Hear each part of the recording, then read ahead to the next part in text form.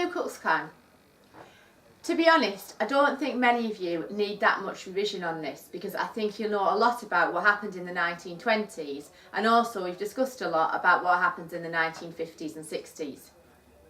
The reason why I'm putting this one on for you to look at is simply because you must not confuse what happens in the 1920s with the Roaring Twenties section with the KKK with what happens in the 50s and 60s on the race relations. Yes, you're going to say all of the usual things. You're going to say that there were a group of white racist terrorists, because that's exactly what they were. You are going to say about white supremacy with the white robes and the white hoods. All of that is important. You are going to mention that they wanted white Anglo-Saxon Protestants to live in the country.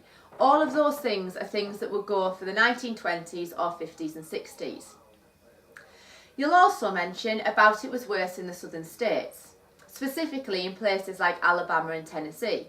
All these things do not change according to what decade it is in. Neither does the fact that they did lots of racist crimes and they stirred up religious and racial hatred wherever they possibly could. Those things are absolutely key to an answer about the Ku Klux Klan. You must try and remember though some of the things that I've said to you in class about this. In the 50s and 60s, lynching started to go out of fashion.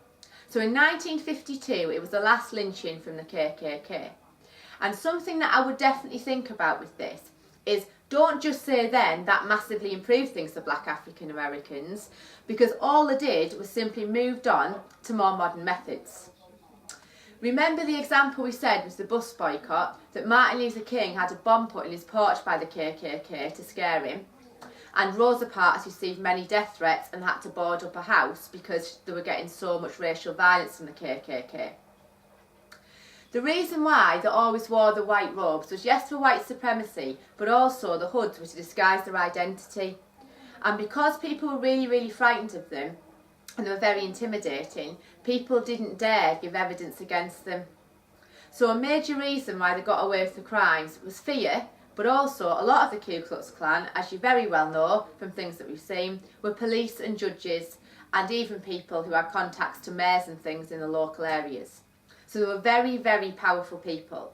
And a lot of the things that they did, they simply seemed to get away with, which obviously was incredibly unfair.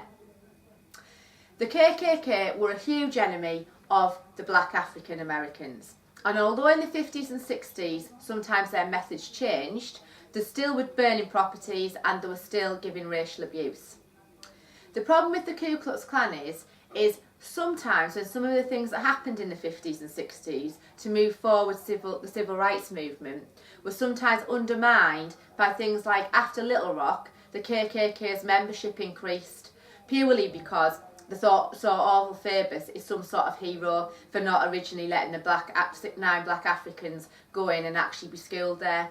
So you have to remember, sometimes it looks like they're winning against the Ku Klux Klan, and other times it totally looks like the Ku Klux Klan is just as powerful as it had ever been in the southern states.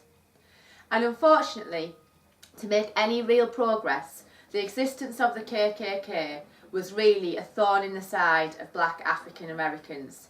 And as we are all aware, unfortunately, the membership still stands at roughly 500,000 in today's society in America.